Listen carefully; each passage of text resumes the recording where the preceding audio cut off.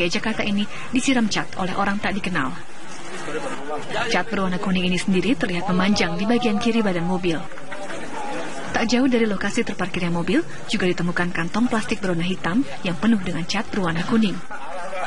Insiden terjadi saat Yusril mengikuti acara syukuran warga Bidara Cina Jatinegara Jakarta Timur atas putusan PT UN terkait proyek Sodetan Ciliwung KBT. Yusril menduga insiden ini ada kaitannya dengan dirinya yang menjadi kuasa hukum warga Bidara Cina. Apa akan ditindaklanjuti ke pihak polisian apa gimana Pak? Selesaikan masalah. Biasalah namanya orang membela sesuatu. Wajar aja. Warga Bidara Cina Jatinegara sendiri mengundang Yusril sebagai bentuk terima kasih karena telah membantu memenangkan gugatan di PT UN melawan Pemprov DKI Jakarta dalam kasus penggusuran permukiman wilayah itu yang akan dibangun sodetan menuju Kanal Banjir Timur. Dari Jakarta, Simon Tobing, TV One mengabarkan. Kabar selanjutnya, Satuan Narkoba Polres Bangka Tengah menangkap 1 oknum polisi dan 9 pengedar sabu saat tengah mengedarkan narkoba. Kabar tersebut beserta informasi kriminal lainnya kami rangkum dalam Kilas Peristiwa. Sidang lanjutan kasus pencemaran nama baik dengan terdakwa Yulianus Paonganan atau Ongen yang digelar di ruang sidang 2 Pengadilan Negeri Jakarta Selatan dengan agenda mendengarkan jawaban dari jaksa penuntut umum atas eksepsi yang diajukan pada minggu lalu. Kuasa hukum terdakwa Yusril Iza Mahendra menilai dakwaan terhadap kliennya tidak tepat serta salah sasaran. Dakwaan ini juga obskur legal, nggak jelas sebenarnya apa sih yang mau didakwain. Apa didakwakan penghinaan terhadap presiden? Katanya tidak. Ini didakwakan pornografi, didakwakan undang-undang IT.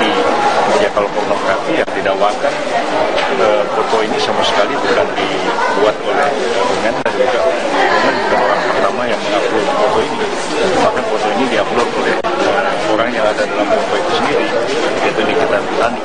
Tapi kalau dikasih kata-kata apa namanya papa minta ini segala macam, itu tidak termasuk ke dalam kategori pornografi. Ongen ditetapkan sebagai tersangka oleh Subdirektorat Cybercrime Bareskrim Polri atas tuduhan penyebaran konten berbau pornografi di media sosial pada Desember 2015 lalu.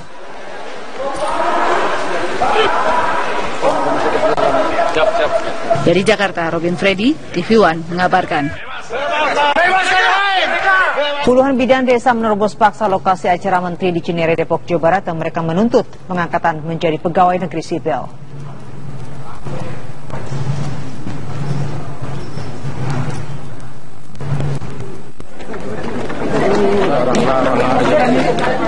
Sejumlah perwakilan bidan desa dari seluruh Indonesia terpaksa menerobos masuk tempat acara 2 menteri di pusat pelatihan SDM di Cinere, Depok, Jawa Barat. Bidan-bidan ini memaksa bertemu dengan Menkumham Yasona Lauli dan Menpan RB Yudi Krisnandi untuk menyampaikan keresahan mereka. Bidan-bidan ini telah mengabdi di desa-desa mereka selama bertahun-tahun, namun tidak juga diangkat menjadi pegawai negeri sipil. Menpan RB Yudi Krisnandi menuturkan pengangkatan PNS membutuhkan lebih dari sekedar peraturan menteri. Ia mengaku butuh payung hukum untuk mewujudkan tuntutan para bidan ini. Undang tidak cukup dengan peraturan menteri. Jadi kan gini, Anda harus tahu kronologisnya. Ada 42.000 bidan PTT, 39.000 itu di bawah 35%, berarti 95% bidan PTT sudah bisa diproses. Ada sekitar 2.600 lagi yang usianya di bawah, di atas 35 tahun. Yang di atas 35 tahun inilah yang sedang kita persiapkan payung hukumnya. Tidak bisa cukup permenpan gitu loh.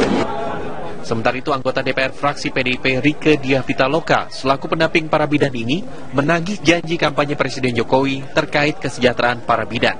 Kita minta ada leg spesialis lah dalam pengangkatan PNS untuk tenaga kesehatan yang memang sudah menjadi janji kampanye dari Pak Jokowi itu sendiri. Kami yakin Pak Jokowi akan memenuhi janji ini dan kita akan terus mengejar. Tentu saja kami melakukan komunikasi kemarin dan hari ini dengan Kemenkumham, dengan Menteri Hukum dan HAM-nya, dengan Menpan. Tadi udah ada kesepakatan bahwa kita akan mengejar segera adanya payung hukum.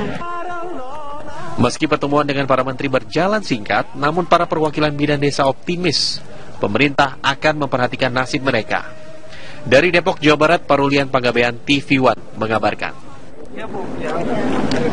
Dari kabar lainnya, tiket kereta api di stasiun Pasar Senen Jakarta Pusat ludes menjelang libur panjang. Meski libur panjang baru dimulai pada Kamis mendatang, suasana stasiun kereta api di stasiun Pasar Senen hari ini sudah mulai ramai. Penjualan tiket juga melonjak dari hari biasanya. Tiket tujuan Yogyakarta dan Surabaya ludes terjual. Sistem pembelian tiket 90 hari sebelum keberangkatan banyak digunakan masyarakat untuk menghindari antrian panjang. Petugas memperkirakan puncak kepadatan di stasiun akan terjadi Rabu dan Kamis.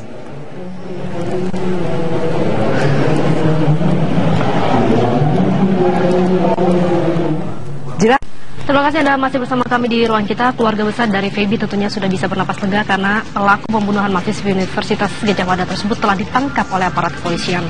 Tersangka adalah petugas kebersihan kampus dan pelaku membunuh Feby karena berniat menguasai harta korban.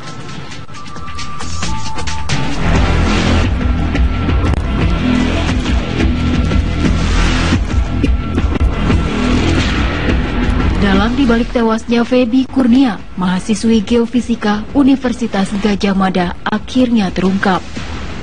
Pelaku adalah petugas kebersihan kampus bernama Eko Agus Nugroho. Eko ditangkap polisi pada Selasa petang ketika menuju ke rumahnya. Dari pemeriksaan awal diketahui, pembunuhan terhadap Feby terjadi pada Kamis pagi. Korban yang dikenal rajin mengikuti kuliah datang ke kampus sekitar pukul 6 pagi.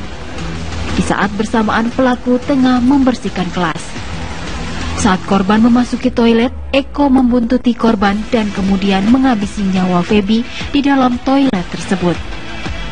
Dari hasil penyelidikan sementara, pembunuhan dilatar belakangi masalah ekonomi karena pelaku ingin menguasai harta korban. Beberapa petunjuk yang akhirnya mengarah kepada tersangka yang kita amankan pada hari Selasa sore kurang lebih jam 5 di dekat rumah yang bersangkutan. Usai melakukan pembunuhan, Eko mengambil 2 buah handphone, 1 unit power bank, dan membawa motor korban. Saat ini pelaku telah berada dalam penahanan polisi untuk penyelidikan lebih lanjut. Dari Sleman, Putut Karangjati, TV One mengabarkan.